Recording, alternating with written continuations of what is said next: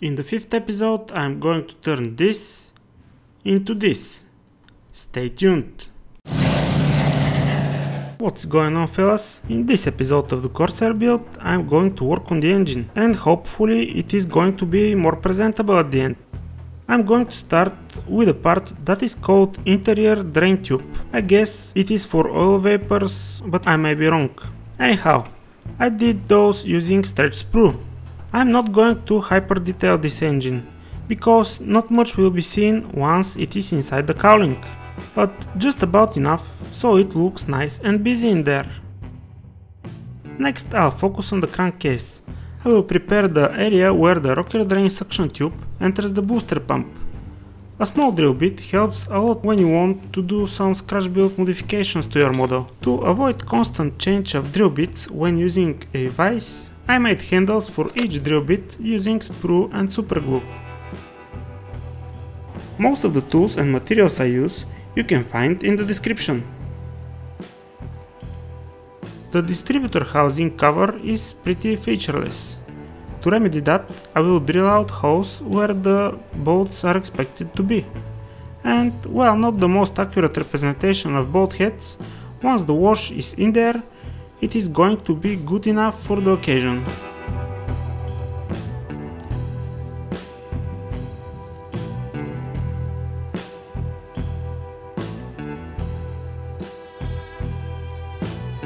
The rocker drain manifold is also not existing in the kit, so I'll have to make my own. It's a rather simple procedure of gluing two pieces of square styrene stock together and shaping the result so it can fit over the cylinder head.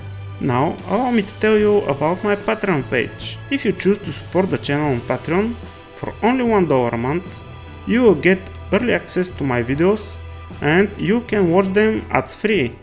Also, I post updates of my current builds every other day. Furthermore, you can have high resolution wallpapers with the finished models. And on top of that, you will get a discount for my merchandise. Once again, for only $1 a month. The link of my Patreon page is in the description.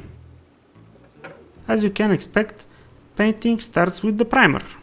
Mr. Metal Primer for the photo etch parts, and Mr. Surfacer 1500 Black for everything else.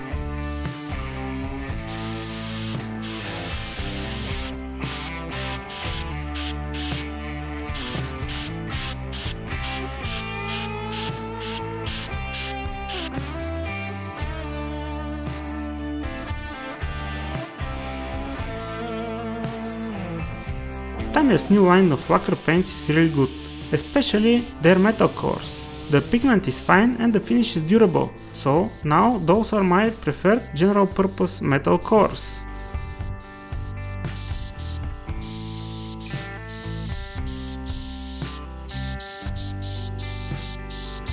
For the exhaust pipes, I will use a technique that I picked up from Your Uncle Night Shift. It is supposed to be quick and easy, but in the same time it should give good results. It's not that quick when you have a gazillion pipes to cover, but everything else is true. Of course, it is not a tank and it doesn't rust like crazy, but the general idea I find very attractive.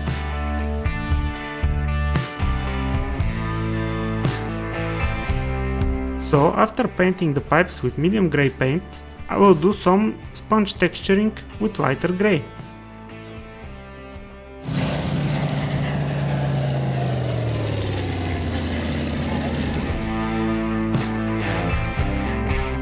Then using a brown color I will do many thin layers until I reach the target opacity. Here I did a mistake and used paint that is not flat. I did not have one at the time, and instead of going to the hobby shop I went ahead and painted the thing with what I have. But that's because the hobby shop is a trap and I don't want to fall in it.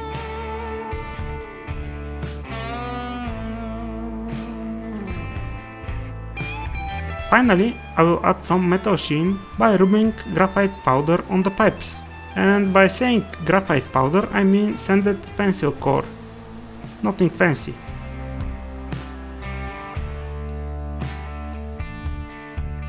Next I will paint some details, like hose clamps on the drain tubes. This is rather simplistic approach but gets the job done.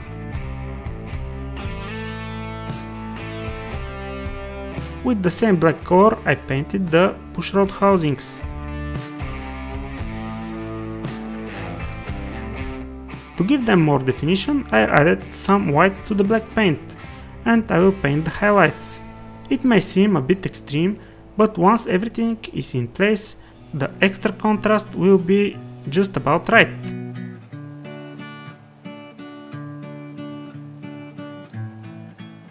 The same grey color I will use to paint the rocker drain manifold.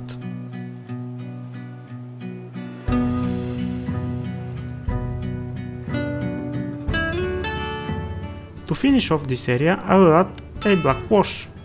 I rarely use pure black wash, but I think on and around the engine it is pretty close to acceptable.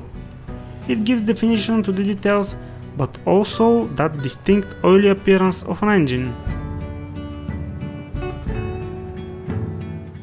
For the spark plug leads, I chose to go with dark sand from Vallejo.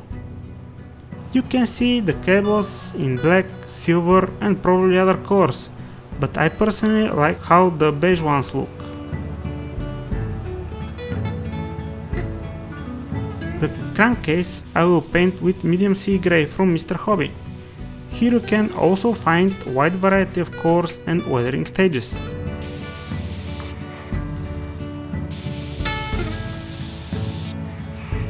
For the ignition cables assembly, I chose once again a common approach. On some pictures I have seen this part having brass finish, so in my quest for contrast, I first applied a base coat of desert sand from Life Color,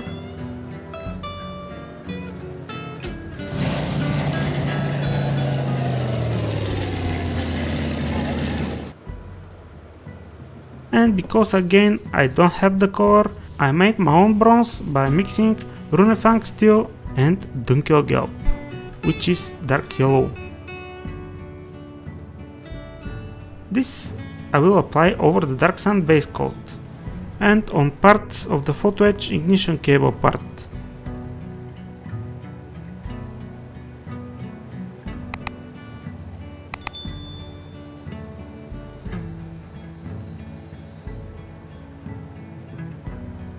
The magneto I will cover in less outlandish gloss black, again using acrylics because they are better for brush painting.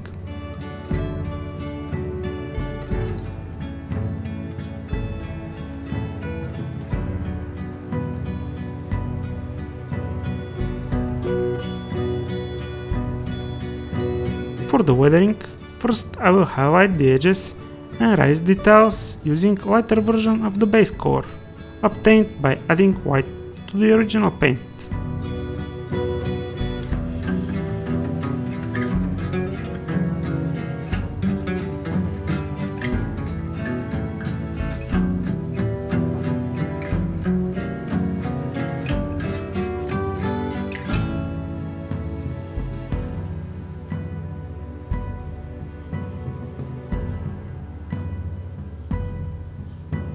The same color I will use for some superficial chipping. For the application I use a sponge because it gives a nicely random chips. The edges of the magneto will get highlighted as well.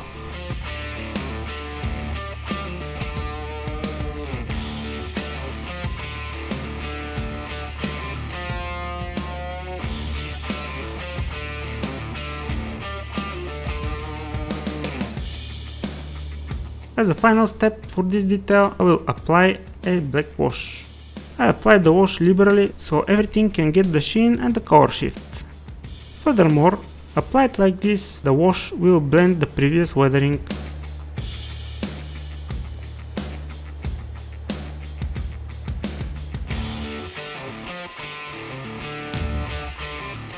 For me, the best way to remove the wash is to let it dry completely. Then it cleans up easily with a cotton bud.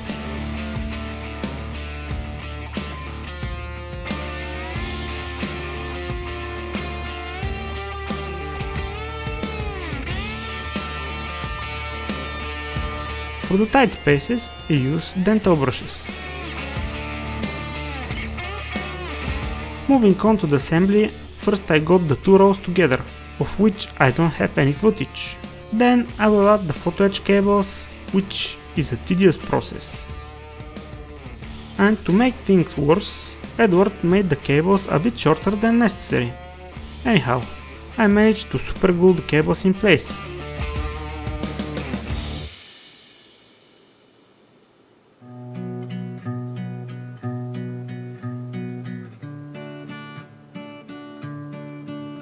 Here I would like to express my gratitude to the people supporting the channel on Patreon. Your support is very important and I hope you enjoy being a patron.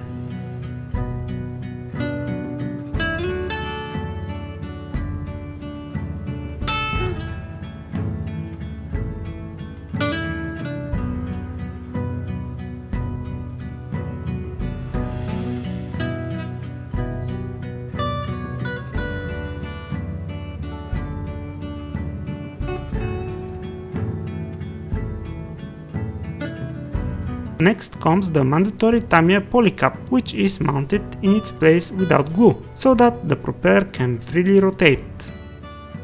After supergluing the crankcase in position, I will add the rocker drain suction tube.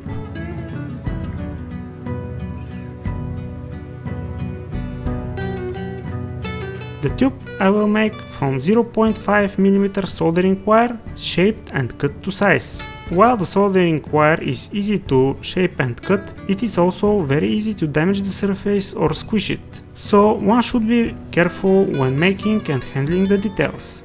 Using CA glue, I fix the tube in place.